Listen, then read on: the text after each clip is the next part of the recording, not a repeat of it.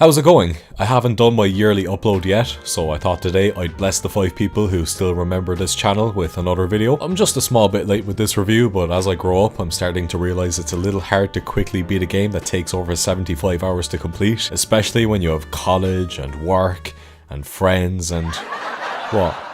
What? The next time I play a Persona game is when I'm unemployed, because that's probably the best way to experience one. But anyways, I remember when Persona stock flew up in 2017 with the release of Persona 5, and I really wanted to play it, but you needed one of these to play the game. Eventually, Atlus was nice enough to bring a port to Steam in 2020, except it was the wrong fucking game. I don't want this stupid PS2 game. I bought it anyway, and it was the best game I played that year. In fact, I'd still say Persona 4 is my favourite in the series. About a year later, I got a PS5, and one of the first games I played on it was Persona 5 Royal, and I absolutely hated it. Nah, I'm just messing. Again, one of the best games I played that year. After beating Persona 4 and 5, I was still hungry for more, so I tried giving the PS2 version of Persona 3 a shot and gave up fairly quickly. And then I tried the PSP version and gave up even quicker. It was too difficult to play a much older Persona game, especially right after beating the shiny new one. So I thought I'd never be able to experience the entry that caused a major shift in the Persona series.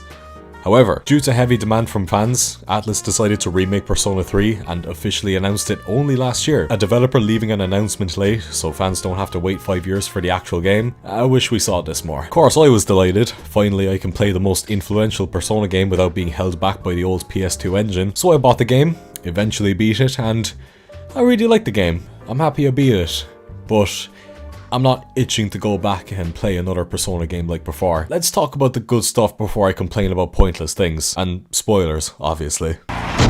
We are Persona 3. And we're here to make you think about death and get sad and stuff! The story was... Father...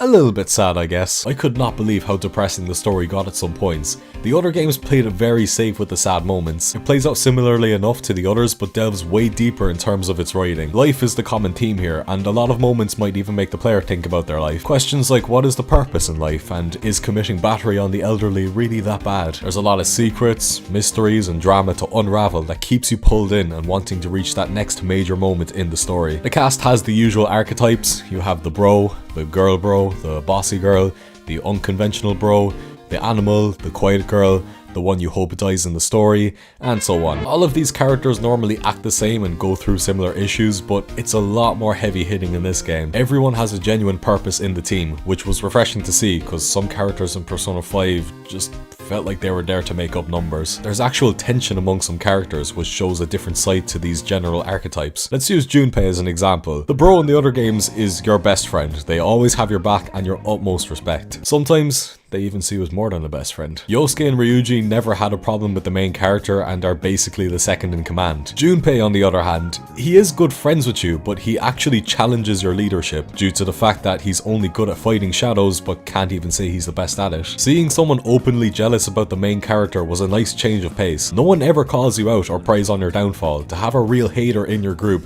created an interesting dynamic. He's also the first bro to successfully speak to a woman, but also makes his journey way more depressing. Not to discredit Ryuji and Peter Parker, but Junpei feels like the most fleshed out bro and has one of the best arcs of the entire series. I could keep going on and on about each character, but I'd be here all day. All you need to know is everyone hates each other, but at the end of the story, they happily tolerate each other, which is why Dog is the best character. Unproblematic, good option for the final boss, and lets you pet him. I could not have asked for a better member of the team. I heard some people were divided on the new voice cast, so I had a look at the original game's cutscenes and... No, it's a member of Strega.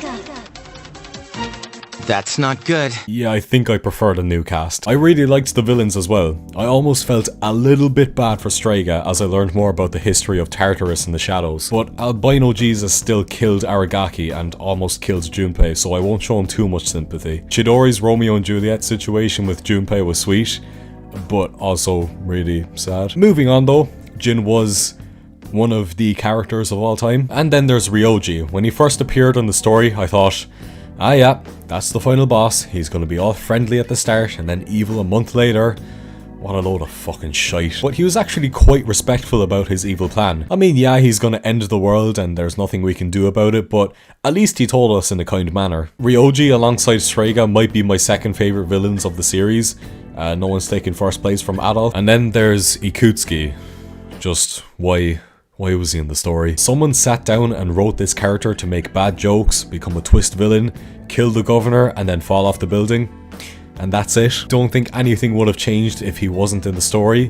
Possibly the most pointless character in a Persona game. Otherwise, what a story. It was absolutely worth waiting for the remake to experience this one blind. I did not expect so many twists and turns. It was nothing like what I had seen already. I mean, the main character dies, straight up. Final boss isn't beatable, so you have to sacrifice your life to steal him. Especially with the upcoming epilogue, I thought everyone was going to live and have a happy ending. Whenever we get Persona 6, I hope we get a story just as thought-provoking and unpredictable as this one. I 100% see why people say this entry has the best story. There's no Morgana or Teddy to ruin it. Moving on to the social links, Persona 3 was the first game to introduce this mechanic, which helps to differentiate the Persona and Shin Megami Tensei games. Reloads didn't change any of these social links, and they're probably my least favourite. Now, they're still good social links, but a few of them were either boring or unnecessary. The first problem I have is that while you can create social links with the girls in your group, you can't with any of the lads. Now, I know Persona's main demographic loves the underage girls and won't care about this issue, but me personally, I'm not a Minecraft YouTuber and I want to hang out with the boys. Instead, you get these linked episodes with them, which was a nice feature to add considering it wasn't in the original game. But these characters are meant to be your closest friends and you barely spend time with any of them outside of Tartarus. Instead, you're forced to create social links with these utter goobers. Like, did we need two different track runners as social links?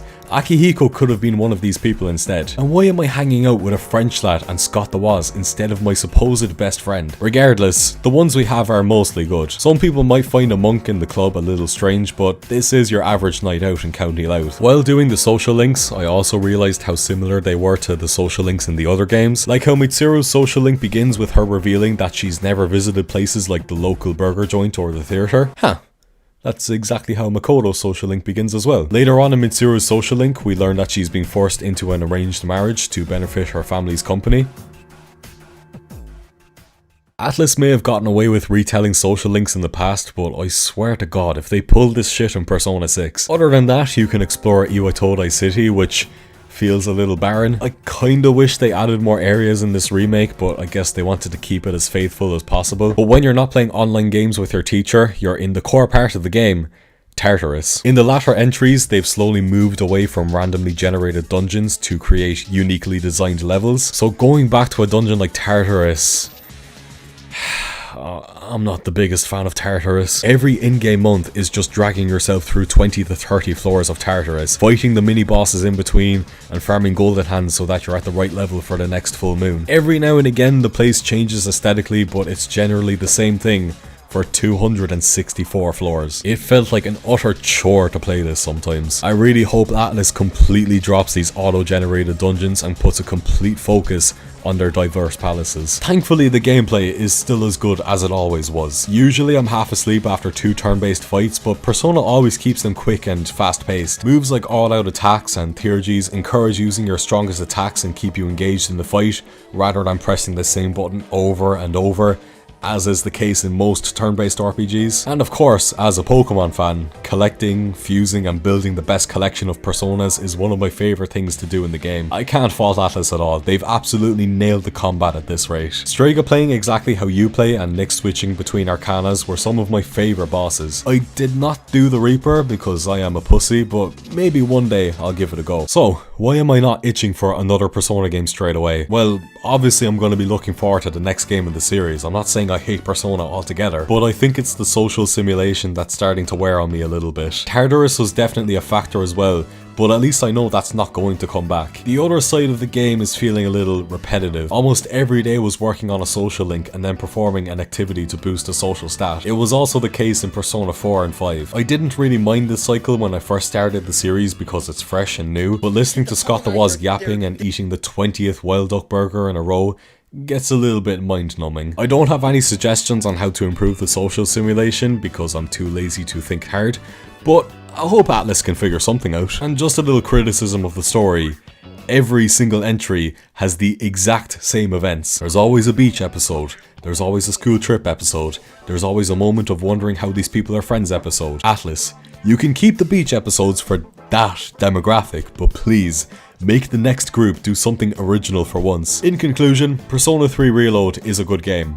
Shocker. It arguably has the best story of the series, some of the best characters the series has ever written, and solid gameplay. Unfortunately, Tartarus does suck great gorilla balls and some social links are a little weak, and doing the same things over and over on the social side of the game isn't going to impress me as much as it did the first time. But I still put 75 hours into this game without ever wanting to stop playing. Persona continues to be one of the very few turn-based RPGs that I fully enjoy. I think some people weren't delighted with this remake and wished it had more, but as someone who didn't play the original, I can't give you my opinion on how well this game succeeded as a remake, but I liked it, and I hope I don't offend too many people by saying that. Overall, I give Persona 3 Reload a 7.5.